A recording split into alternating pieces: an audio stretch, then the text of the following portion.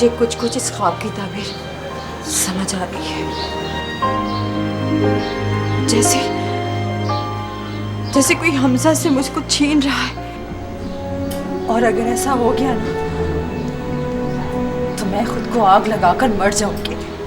बस यार, मेरे भाई को पैसों की जरूरत है, उसकी जरूरत पूरी हो जाए फिर देखना मुझ जैसा शाह खर्च तुम्हें पूरे मलेशिया में नहीं मिलेगा। जब मैं आपकी तरफ आई ना तो 2 आदमी मुझे मिले थे, वो पूछ रहे थे। आदमी? किस किस्म के थे वो आदमी? बस आम से आदमी थे, लगता है, मेरा ख्याल है किसी सरकारी इदारे के। सिर्फ ये बताने आया हूँ मलक साहब, उस लड़के के बारे में बहुत जल्दी खुशखबरी सुनाऊंगा। तो मेरा कारोबार संभाल दे, कल भी तो तू ही संभालना है, तो आज ही संभाल। देख मैं तेरे सामने कान पकड़ता हूँ। डैड, मुझे अब किसी चीज की कोई जरूरत नहीं।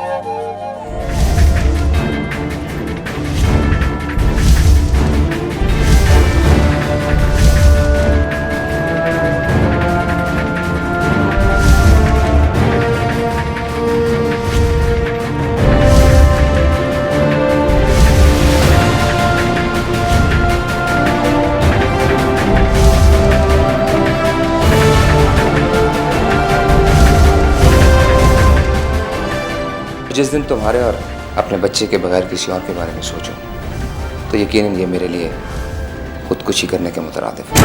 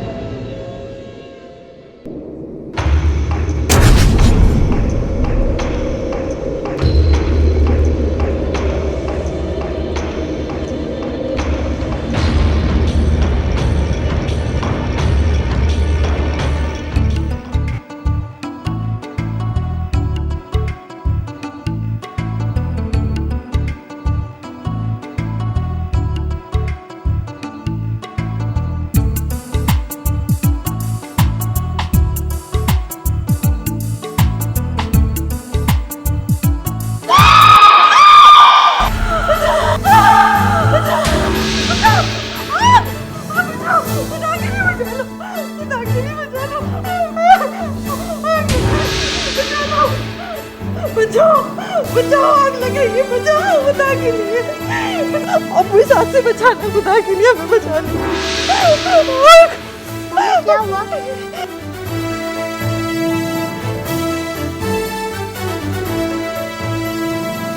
मैंने बहुत खौफनाक ख्वाब देखा। बेटा, ख्वाबों पे तो किसी का इख्तियार नहीं होता। नहीं अबू मुझे बहुत खौफ आ रहा है। पता नहीं इस ख्वाब की ताबीर क्या होगी।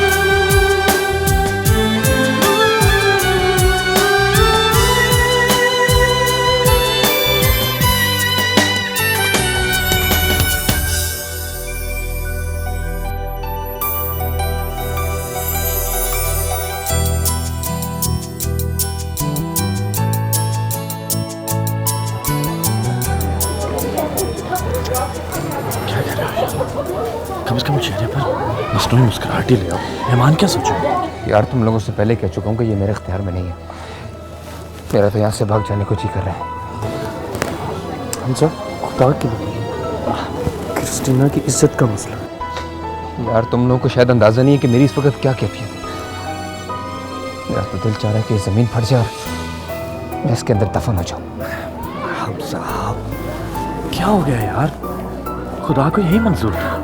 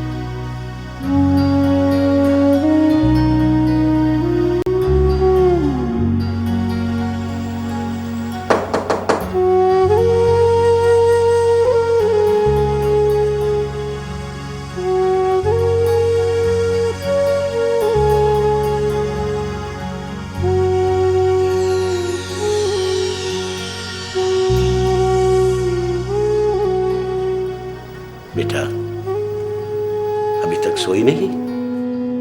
मैं तुम्हारे कमरे की जलती हुई लाइट देखकर इधर चला आया। खैरियत तो है बेटा? जी अबू, सब खैरियत है, बस नींद ही नहीं आ रही थी। क्यों? नींद क्यों नहीं आ रही बेटा? वो हमजा की याद आ रही थी अबू। मैं सोच रही थी कि न जाने वो किस हाल में होगा। अल्लाह बेहतर करेगा, इंशाअल्लाह बेहतर हाल में होगा। अगर यहाँ नींद नहीं आ रही तो बाहर सैन में मेरे पास आ जाओ बेटा। नहीं अबू, आप सो जाइए। ये जगह मेरे लिए बहुत मानूस है, बहुत सारी यादें हैं। हमजा को तो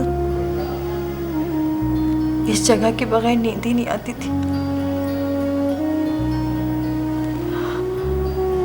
कैसे सोता होगा? अच्छा बेटा, सोने की कोशिश करो।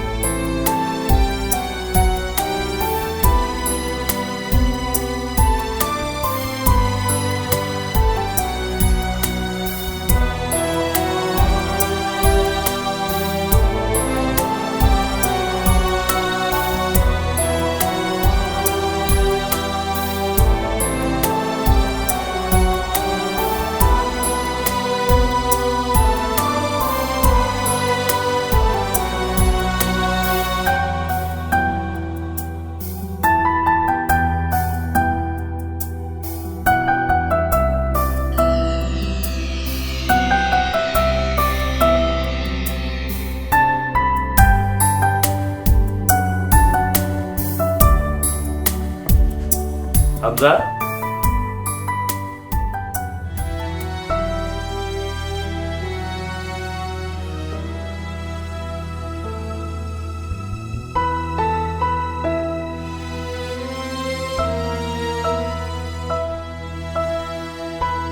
हमजा, तुम्हारी आंखों में आंसू?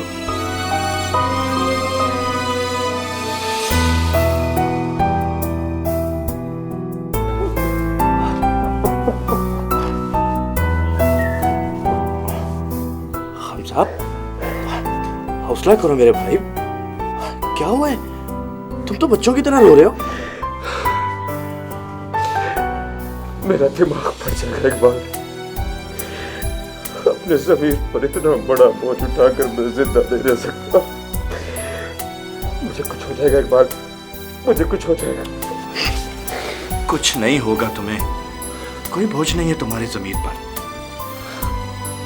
कुछ गलत नहीं किया तुमने। नहीं यार, धोखा दिया मैंने, धोखा दिया हुमैरा को। वो बेचारे तो ये तस्वर भी नहीं कर सकती कि मैं यहाँ पर। हमजा, भाभी का बाजार गई यार। देखो हमजा, कुछ इंतजार तो करना पड़ेगा। तुम बाद में तलाक ले लेना। नहीं यार, देखो हुमैरा भाभी को कुछ पता नहीं चलेगा। और मैंने भी तो पेपर मैरिज की थी। अल्हम्दुलिल्लाह आज मेरे पास कानूनी हैसियत है। उस लड़की से भी मैं जान छुड़ा चुका हूं। आराम सुकून से अपनी जिंदगी गुजार रहा हूं। तुम्हारी बात कुछ और है इकबाल। मैं जानता हूं कि मेरी बात कुछ और है, लेकिन यार थोड़ा इंतजार करना पड़ेगा। सब ठीक हो जाएगा, इंशाअल्लाह ताला सब ठीक हो जाएगा। और वैसे भी हमें कुछ काम वक्त पर छोड़ देने चाहिए। चलो अब रिलैक्स हो जाओ, मैं तुम्हें अपने हाथों से चाय बना के पिलाता हूँ, ठीक है? अरे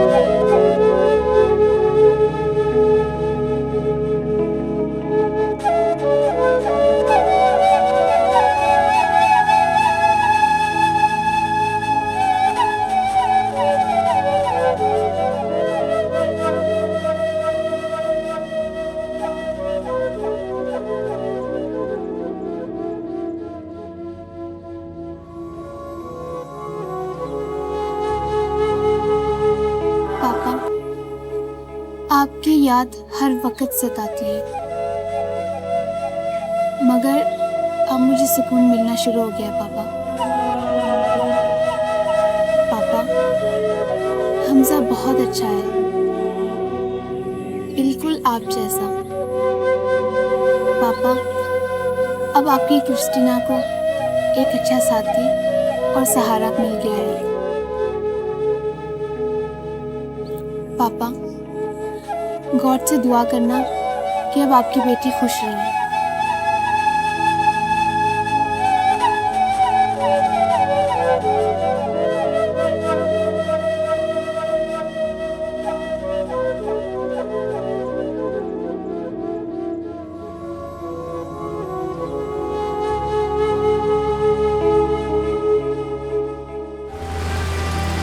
बाबा का फोन आया है। वो मेरा रिश्ता अपने दोस्त और बिजनेस पार्टनर के बेटे के साथ करना चाहते हैं।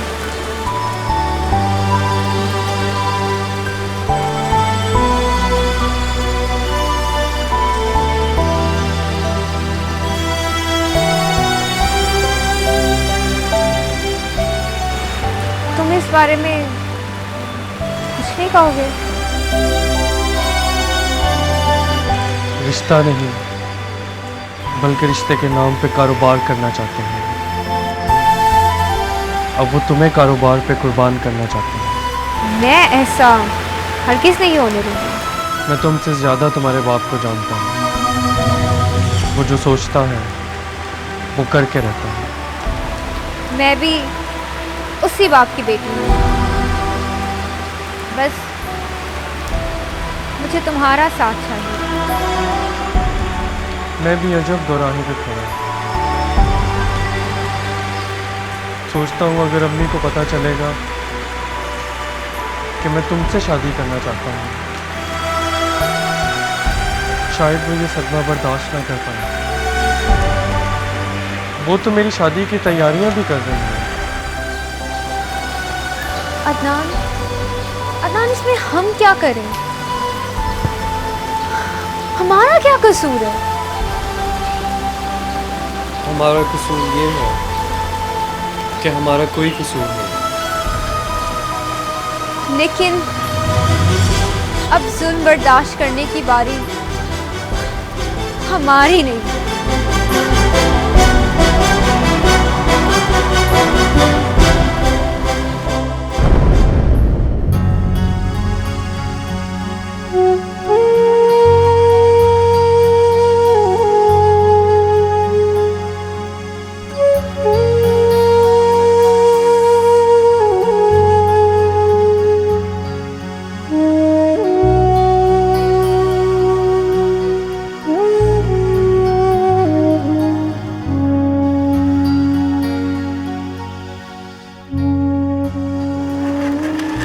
इंशाअल्लाह सब ठीक हो जाएगा। अब तो माशाअल्लाह हमजा भी सेट हो गया है और उसने पैसे भी भिजवा दिए। हाँ अबू, पूरे 10,000 भेजे।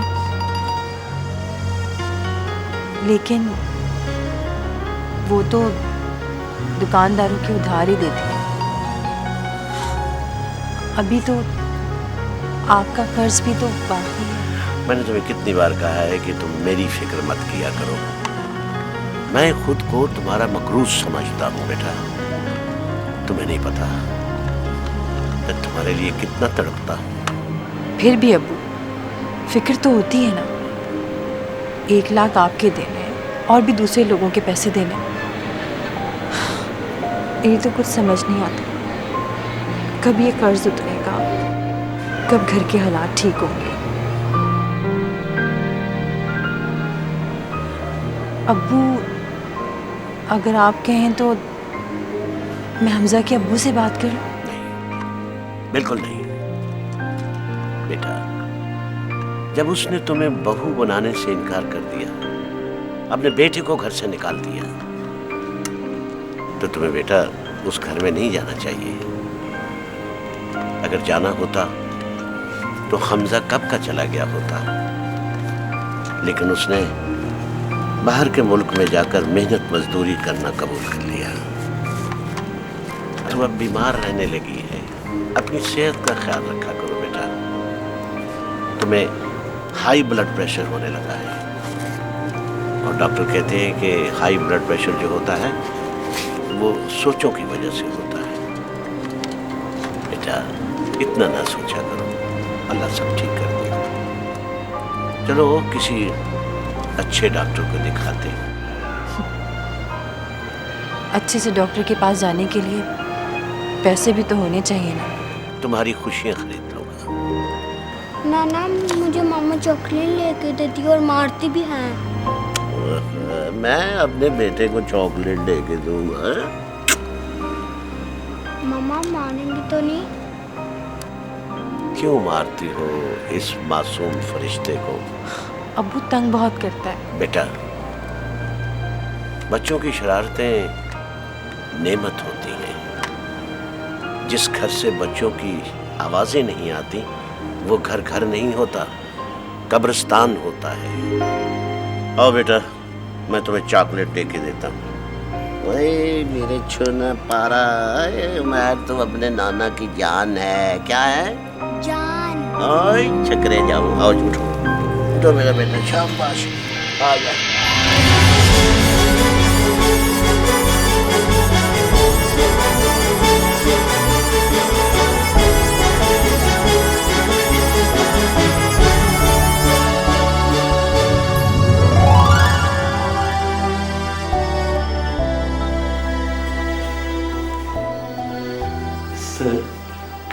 आप अभी तक नहीं सोई?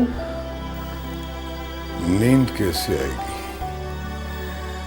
रम्या आज फिर अभी तक नहीं आई। तुम्हें मैंने कहा था कि सब जगहों पर पता करो। सर, मैंने रम्या की तमाम फ्रेंड्स को फोन किया, वो कहीं नहीं है।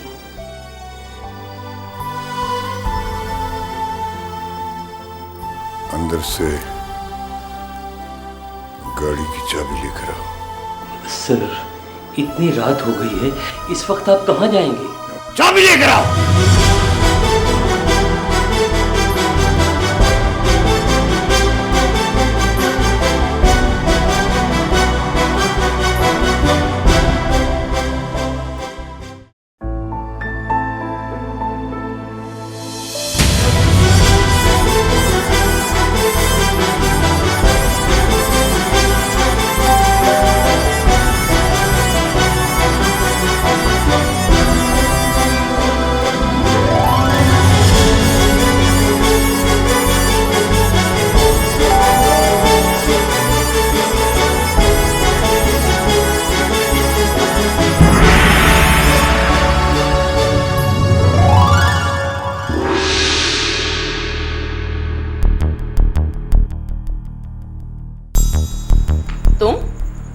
इस वक्त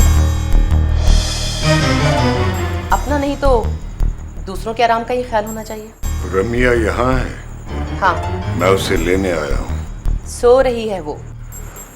उसे बताओ मैं उसे लेने आया हूँ। तुम्हें नहीं, लेकिन मुझे उसका एहसास है। सॉरी, मैं उसे नहीं उठा सकती। देखो, मैं बहुत तहम्मुल से तुमसे दरखास्त कर रहा हूं, वरना क्या करोगे तुम यार? देखो तौकीर, तुम हमारे मामले में मत बोलो। तुम्हारा मामला यानी तुम इतनी रात गए मेरे घर आकर मेरी बीवी को धमकी दो, उसे परेशान करो, और मैं बीच में मत बोलूं इसलिए कि ये तुम्हारा मामला है। मैं अपनी बेटी को लेने आया हूं। तो यार वो सिर्फ तुम्हारी ही नहीं, फिरोजा की भी बेटी है। और जाओ, खुदा का वास्ता है, इतनी रात गए, जाओ जाके आराम करो और हमें भी सोने दो यार। इसका मतलब है मैं जानवर हूं? तमीज से बात करो तौकीर। आहिस्ता बोलो, आहिस्ता, वरना मैं पुलिस को फोन कर दूंगा और तुम घर जाने के बजाय थाने जाओ। हाँ तो बुलाओ पुलिस को। तौकीर, ये तो चाहता है कि तमाशा बने। आओ अंदर आओ, खड़ा रहने दो इसे।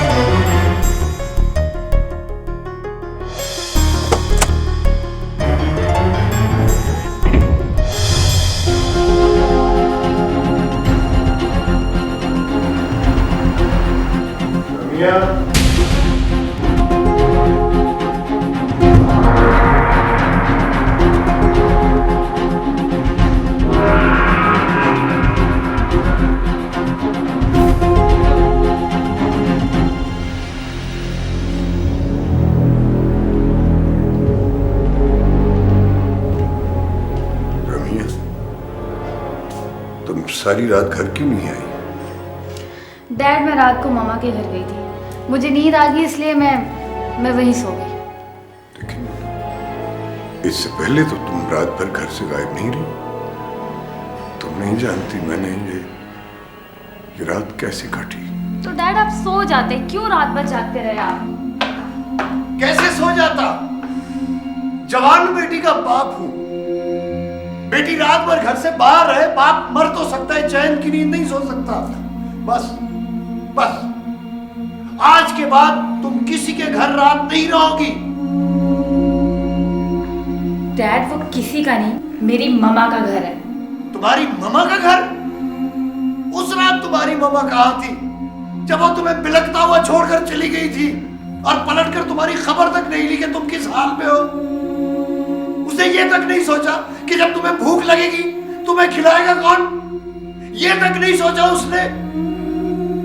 ये तक नहीं सोचा उसने कि जब तुम रोओगी तो तुम्हें चुप कौन कराएगा, रात को जाग जाग के कौन सुलाएगा तुम्हें? उसने तो ये तक जानने की कोशिश नहीं की कि तुम जिंदा भी हो या नहीं, और आज तुम्हें मामा और उसका घर याद आ रहा है। डैड मैं उन्हें कभी नहीं भूली और ना ही मामा मुझे कभी भूली थी। वो तो आप हैं जो मुझे उनसे मिलने ही नहीं देते। मैं बड़ी हो चुकी हूँ, जवान हो चुकी हूँ, अपना अच्छा बुरा सोच सकती हूँ और जिससे मेरा दिल चाहेगा मैं मिलूंगी।